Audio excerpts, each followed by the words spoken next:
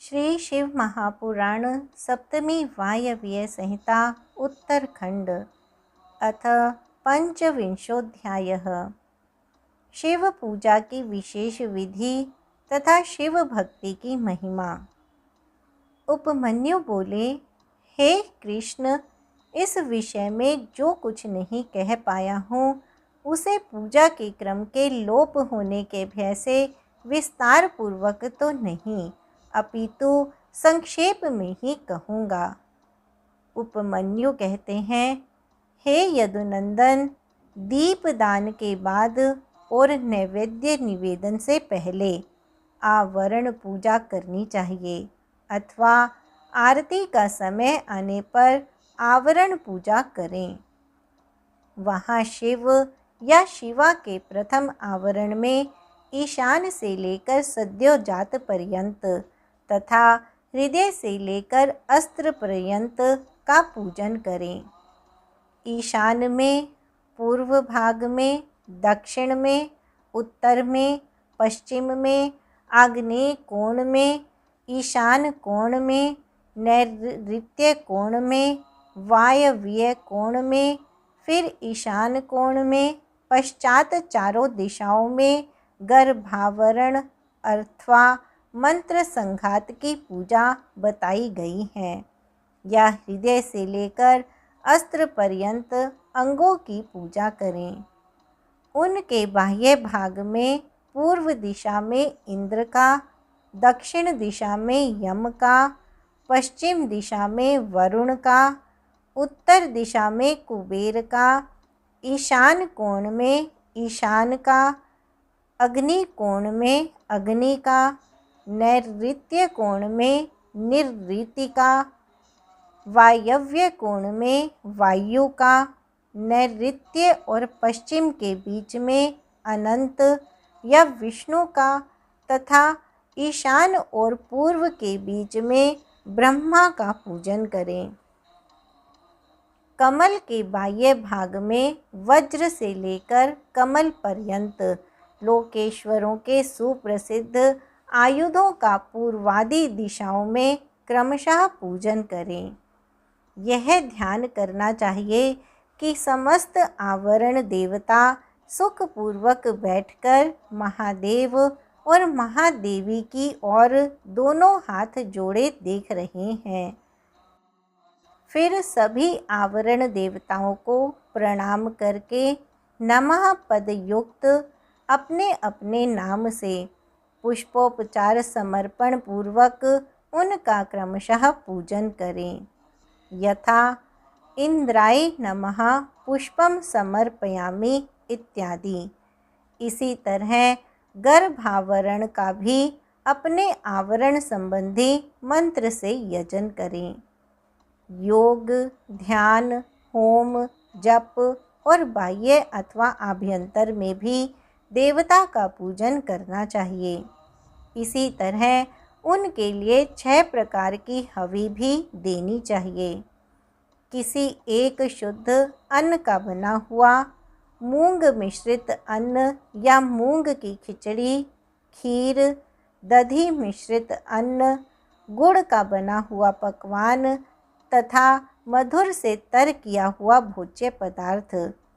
इनमें से एक या अनेक हविष्य को नाना प्रकार के व्यंजनों से संयुक्त तथा गुड़ और खांड से संपन्न करके नैवेद्य के रूप में अर्पित करना चाहिए। साथ ही मक्खन और उत्तम दही परोसना चाहिए। पुआ आदि अनेक प्रकार के भक्ष्य पदार्थ और स्वादिष्ट फल देने चाहिए। लाल चंदन, पुष्प वासित अत्यंत शीतल जल अर्पित करना चाहिए। मुख शुद्धि के लिए मधुर इलायची के रस से युक्त सुपारी के कोमल टुकड़े, खैर आदि से युक्त सुनहरे रंग के पीले पान के पत्तों के बने हुए बीड़े, शिलाजीत का चूर्ण, सफ़ेद चूना जो अधिक रूखा या दूषित ना हो, कपूर, कंकोल, नूतन एवं सुंदर जायफल आदि समर्पित करने चाहिए। आलेपन के लिए चंदन का मूल काष्ठ अथवा उसका चूरा, कस्तूरी, कुमकुम, मृग मदात्मक रस होने चाहिए। फूल वे ही चढ़ाने चाहिए जो सुगंधित, पवित्र और सुंदर हों। गंध रहित, उत्कट गंध वाले, दूषित, बासी तथा स्वयं ही टूटकर गिरे हुए फूल शिव के पूजन में नहीं देने चाहिए। कोमल वस्त्र ही चढ़ाने चाहिए। भूषणों में विशेषतः वे ही अर्पित करने चाहिए जो सोने के बने हुए तथा विद्युन्म मंडल के समान चमकीले हों। ये सब वस्तुएं कपूर, गुग्गल, अगुरु और चंदन से आधूपित तथा पुष्प समूहों से सुवासित होनी चाहिए। चंदन, अगुरु, कपूर, सुगंधित काष्ठ तथा गुग्गल के चूर्ण, घी और मधु से बना हुआ धूप उत्तम माना गया है। कपिला गाय के अत्यंत सुगंधित घी से प्रतिदिन जलाए गए कर्पूर युक्त दीप श्रेष्ठ माने गए हैं। पंचगव्य, मीठे पदार्थ और कपिला गाय का दूध, दही और घी ये सब भगवान शंकर के स्नान और पान के लिए अभीष्ट हैं। हाथी के दांत के बने हुए भद्रासन जो सुवर्ण एवं रत्नों से जटित हैं, शिव के लिए श्रेष्ठ बताए गए हैं। उन आसनों पर विचित्र बिछावन, कोमल गद्दे और तकिए होने चाहिए। इनके सिवा और भी बहुत सी छोटी बड़ी सुंदर एवं सुखद शैयाएं होनी चाहिए।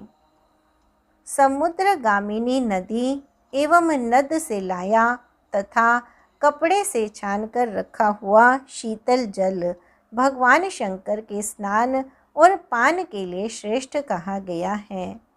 चंद्रमा के समान उज्ज्वल छत्र जो मोतियों की लड़ियों से सुशोभित, नवरत्न जडित, दिव्य एवं सुवर्णमय दंड से मनोहर हो, भगवान शिव की सेवा में अर्पित करने योग्य हैं।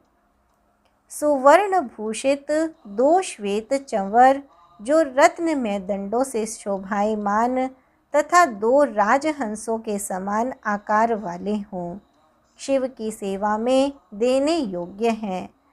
सुंदर एवं स्निग्ध दर्पण जो दिव्य गंध से अनुलिप्त, सब ओर से रत्नों द्वारा आच्छादित तथा सुंदर हारों से विभूषित हों, भगवान शंकर को अर्पित करना चाहिए। उनके पूजन में हंस, कुंद एवं चंद्रमा के समान उज्ज्वल तथा गंभीर ध्वनि करने वाले शंख का उपयोग करना चाहिए, जिसके मुख और पृष्ठ आदि भागों में रत्न एवं सुवर्ण जड़े गए हों। शंख के सिवा नाना प्रकार की ध्वनि करने वाले सुंदर वाद्य विशेष जो सुवर्ण निर्मित तथा मोतियों से अलंकृत हों, बजाने चाहिए। इनके अतिरिक्त भेरी, मृदंग, मूरज, तिमिच्छ और पटह आदि बाजे भी जो समुद्र की गर्जना के समान ध्वनि करने वाले हों, यत्नपूर्वक जुटाकर रखने चाहिए। पूजा के सभी पात्र, भांड और उनके आधार भी सुवर्ण के ही बनवाएं। परमात्मा महेश्वर शिव का मंदिर राजमहल के समान बनवाना चाहिए, जो शिल्प शास्त्र में बताए हुए लक्षणों से युक्त हो। वह ऊंची 4 दीवारी से घिरा हो। उसका गोपुर इतना ऊंचा हो कि पर्वताकार दिखाई दे। वह अनेक प्रकार के रत्नों से आच्छादित हो। उसके दरवाजे के फाटक सोने के बने हुए हों। उस मंदिर के मंडप में तपाए हुए सोने तथा रत्नों के सैकड़ों खंभे लगे हों। चंदोवे में मोतियों की लड़ियां लगी हुई हों। दरवाजे के फाटक में मूंगे जड़े गए हों। मंदिर का शिखर सोने के बने हुए दिव्य कलशाकार मुकुटों से अलंकृत एवं अस्त्र राज त्रिशूल से चिन्हित हो। वह मंदिर राजमार्गों से शोभायमान तथा चारों ओर से अत्यधिक ऊंचे शिखरों वाले राजोचित भवनों से युक्त होना चाहिए। उसमें दिशाओं और विदिशाओं में उत्तम सभा भवन, विश्राम भूमियाँ आदि हों तथा उसका अंतर्भाग सभी प्रकार से अलंकृत होना चाहिए। नृत्य तथा गायन में पारंगत हजारों स्त्रियों तथा वीणा, वेणु आदि के वादन में निपुण पुरुषों से उसे युक्त होना चाहिए। गज, अश्व तथा रथों से युक्त वीर रक्षकों से वह रक्षित हो तथा उसमें सभी दिशाओं विदिशाओं में अनेक पुष्पोद्यान और सरोवर हों। उस भवन के सभी ओर बहुत सी बावलियाँ बनाई गई हों। वेद तथा वेदांत विद्या के मर्म को समझने वाले, शिव शास्त्र परायण, शैव धर्म के अनुपालक, शिव शास्त्र में बताए गए लक्षणों से संपन्न, शांत, प्रसन्न मुख, भक्तिनिष्ठ, सदाचार निरत तथा सौभाग्य संपन्न शैव और माहेश्वर द्विजों से वह सेवित हो रहा हो। अपने सामर्थ्य के अनुरूप इस प्रकार की आंतरिक तथा बाह्य संरचना वाले स्थान पर या कि शिला निर्मित, हाथी दांत से निर्मित, काष्ठ निर्मित, ईंटों से बने या केवल मृत्तिका से निर्मित भवन में अथवा किसी पावन वन, पर्वत, नदी तट, देव मंदिर, किसी पवित्र क्षेत्र में या शुभ गृह में समृद्ध अथवा विपन्न साधक को अपने सामर्थ्य के अनुरूप न्यायोपार्जित द्रव्यों से भक्ति पूर्वक महादेव जी की पूजा करनी चाहिए। यदि कोई अन्यायोपार्जित द्रव्य से भी भक्ति पूर्वक शिव जी की पूजा करता है तो उसे भी कोई पाप नहीं लगता, क्योंकि भगवान भाव के वशीभूत हैं।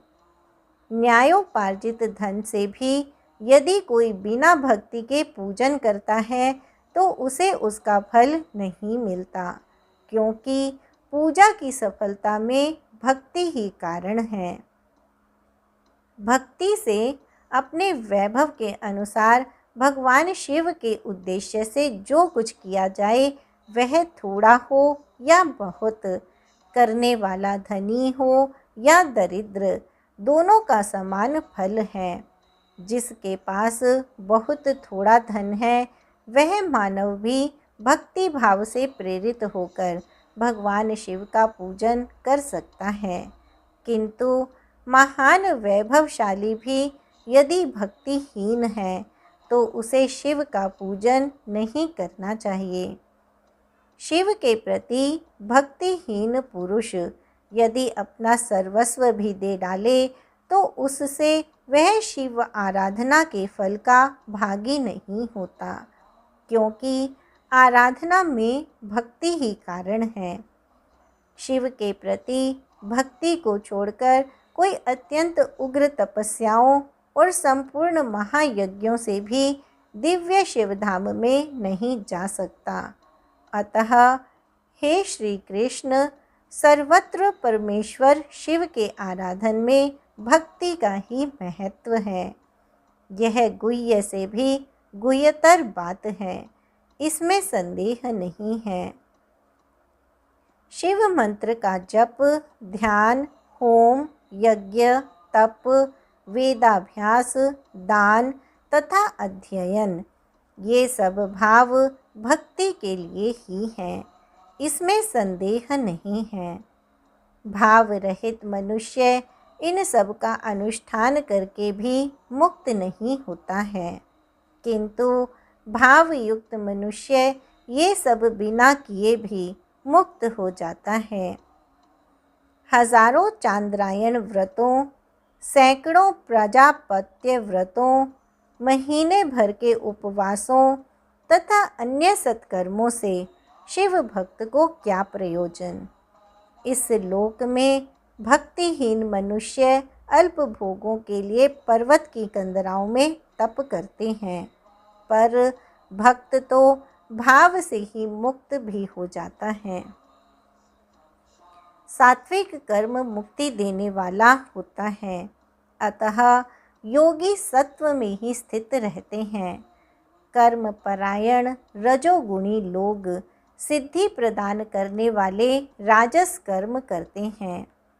तमोगुण से युक्त असुर, राक्षस तथा वैसे ही दूसरे मनुष्य लौकिक कामनाओं की प्राप्ति के लिए शिव का यजन करते हैं।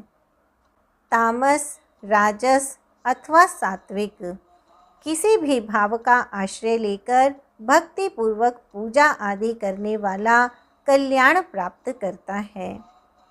पाप के महासागर को पार करने के लिए भगवान शिव की भक्ति नौका के समान है। इसलिए जो भक्ति भाव से युक्त है उसे रजोगुण और तमोगुण से क्या हानि हो सकती है। हे श्री कृष्ण, अंत्यज, अधम, मूर्ख अथवा पतित मनुष्य भी यदि भगवान शिव की शरण में चला जाए तो वह समस्त देवताओं एवं असुरों के लिए भी पूजनीय हो जाता है। अतः सर्वथा प्रयत्न करके भक्ति भाव से ही शिव की पूजा करें, क्योंकि अभक्तों को कहीं भी फल नहीं मिलता। हे श्री कृष्ण, अब मैं आपको एक परम रहस्य बताऊंगा, आप मेरा वचन सुनिए। वेदों के विद्वानों ने वेदों तथा शास्त्रों के द्वारा विचार करके इसे सुनिश्चित किया है। इति श्री शिव महापुराणे सप्तम्यां वायव्य संहितायाम उत्तरखंडे शिव शास्त्रोक्त पूजन वर्णनम नाम पंचविंशोऽध्यायः। इस प्रकार श्री शिव महापुराण के अंतर्गत 7वीं वायव्य संहिता के उत्तरखंड में शिव शास्त्रोक्त पूजन वर्णन नामक 25वां अध्याय पूर्ण हुआ।